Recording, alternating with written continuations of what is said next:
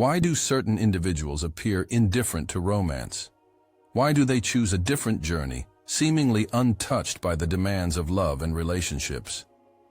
In today's society, romance is frequently depicted as the ultimate life goal. Films, music, and social media consistently promote the notion that true happiness stems from finding a soulmate. But what if this isn't the case for everyone? What if some individuals are destined for something beyond romance?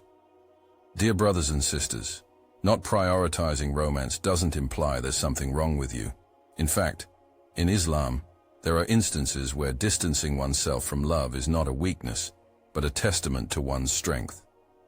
The Prophet Muhammad, peace be upon him, stated that a time will come when holding on to faith will be as challenging as grasping hot coal.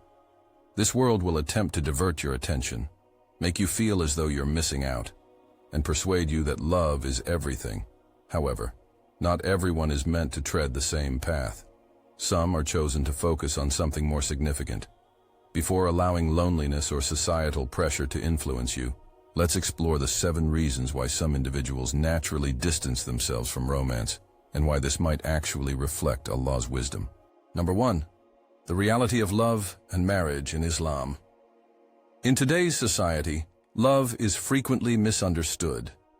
People often pursue romance, believing it will bring them joy, but in truth, many find themselves in relationships that cause only pain, distractions, and a drift away from Allah. Islam, however, offers a different perspective. Love is not prohibited, but it comes with boundaries. Marriage is a sacred union, a source of peace and compassion, not merely an emotional endeavor. Allah states in the Quran, "And we created you in pairs." Marriage in Islam is founded on respect, responsibility, and faith, rather than fleeting emotions or desires. Yet many today have replaced the permissible with the forbidden. They engage in relationships outside of marriage, mistaking it for love, when in fact, it's a trial. The Prophet Muhammad ﷺ cautioned us about this. No man is alone with a woman, but the third of them is shaitan. Look at today's society. How many endure heartbreak, betrayal, and emotional distress because they disregarded these teachings? If you find yourself distant from romance, it might be a hidden blessing. Perhaps Allah is shielding you from what could taint your heart and is steering you toward a love that is pure, meaningful, and aligned with His guidance. The essential question is, are you pursuing love as Allah intended or as society dictates? Only one of these paths leads to true peace. Number 2, the perils of seeking affection outside of marriage. In today's world, casual encounters and fleeting emotions are often seen as normal. However, Islam cautions us about the risks of pursuing love outside the sanctity of marriage. Such relationships, driven by desires and temporary emotions, can result in emotional and spiritual damage.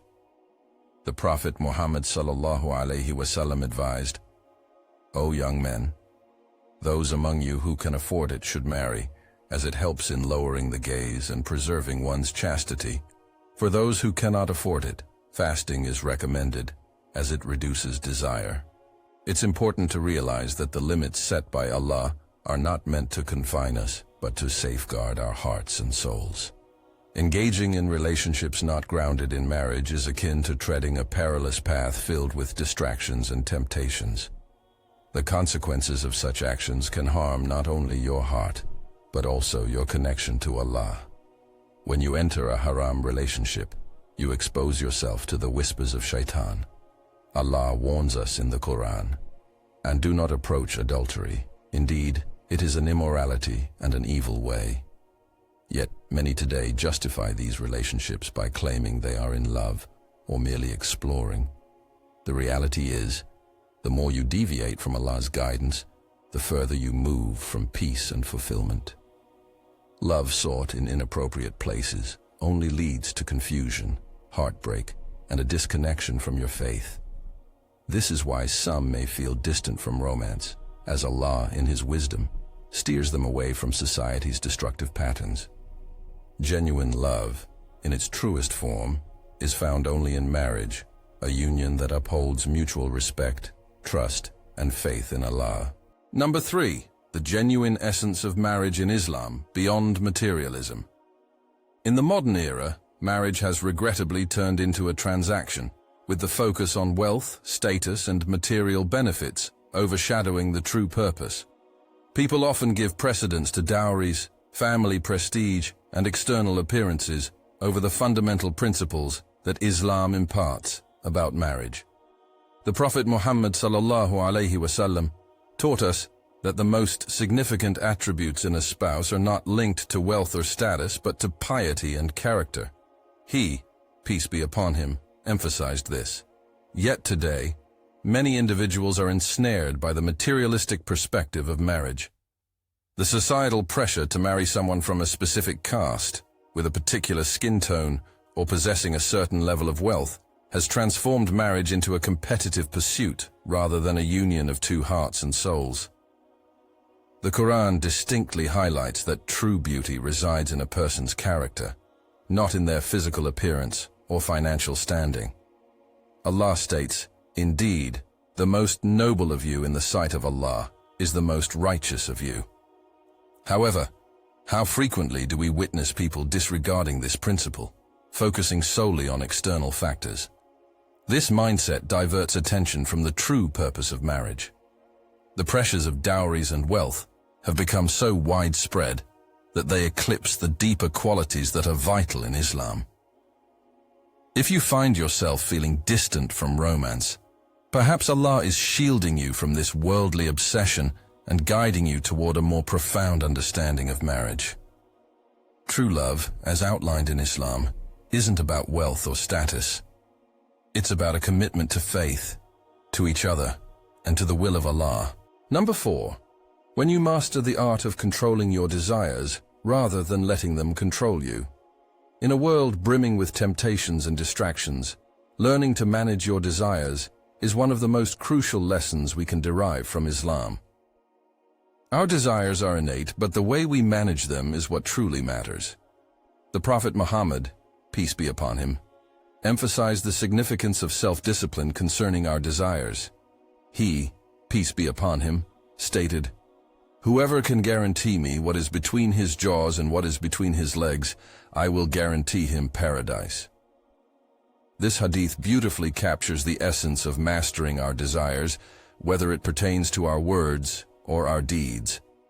In contemporary society, there is relentless pressure to succumb to our immediate impulses and desires, particularly in matters of relationships and love. However, Islam teaches us that genuine strength is found in resisting these desires for the sake of Allah. When you begin to control your desires, you start to perceive love from a different perspective. You come to understand that love is not about satisfying personal cravings or seeking fleeting happiness. Instead, it involves patience, self-restraint, and dedicating your heart to Allah's will. True tranquility is achieved when you cease to be governed by your desires and allow your faith to guide you. Number 5. When Allah shields you from the wrong individual. At times, the road to genuine love may appear unclear, and the journey might feel solitary. Yet one of the most profound blessings Allah can bestow upon you is safeguarding you from the wrong individual. In today's society, we frequently witness relationships that initially seem ideal, only to culminate in heartbreak or loss. However, if you find yourself distant from romance, it might be a sign that Allah is protecting you from entering a relationship that could jeopardize your faith, peace of mind, and future. The Quran reminds us that Allah knows what is best for us, even when we fail to comprehend His plan. It states, "It is possible that you dislike something, although it is good for you, or love something, although it is bad for you. Allah knows, while you do not know." When Allah prevents you from engaging in a relationship that doesn't align with His guidance, He is shielding you from something that might divert you from your true purpose. Occasionally, the absence of romance in your life is actually a form of divine protection, sparing you from the wrong person who could lead you down a path that distances you from Allah. Embrace this protection and trust that Allah's wisdom surpasses any fleeting desires we might experience. It's His way of preserving your heart for the one who truly deserves it, a relationship founded on faith, trust, and the love of Allah. Number 6. When you come to understand that genuine fulfillment originates from within, not from a romantic partnership. In today's society, many hold the belief that happiness and contentment are solely attainable through romantic involvement. Social media inundates us with images of flawless couples, idealized love narratives, and the notion that being in a relationship is the ultimate path to happiness. However, the truth is quite different. Islam teaches that true fulfillment is found within, through our connection with Allah. When we seek satisfaction in material things or other people, we often set ourselves up for disappointment. As Allah states in the Quran, "Whoever fears Allah, He will provide a way out of every difficulty and will supply them from unexpected sources." When you start to depend on Allah for your fulfillment, you no longer entrust your happiness to others. While relationships are beautiful, they are not the ultimate source of joy. True peace is achieved by focusing on personal growth, strengthening your faith, and living in a manner that pleases Allah. In today's world, we frequently witness individuals moving from one relationship to another, believing it will fill the void within. Yet the emptiness they experience is not something another person can fill. It is a spiritual void that only Allah can fill. Islam underscores the significance of inner peace. The Prophet Muhammad ﷺ reminded us that wealth is not in possessing many things, but true wealth is the richness of the soul. When you cease seeking validation from external sources, whether through relationships or societal approval, you begin to nurture a deeper connection with yourself and with Allah. You come to realize that the greatest love you can possess is the love for Allah, which transcends all worldly desires and leads to enduring peace. Number 7. When you grasp that a true marriage completes your deen. In Islam, marriage is not just a social contract or an arrangement. It is a crucial element in completing one's deen. It stands as one of the greatest blessings Allah has granted us. When approached with sincere intentions, it becomes a path to spiritual growth and nearness to Allah.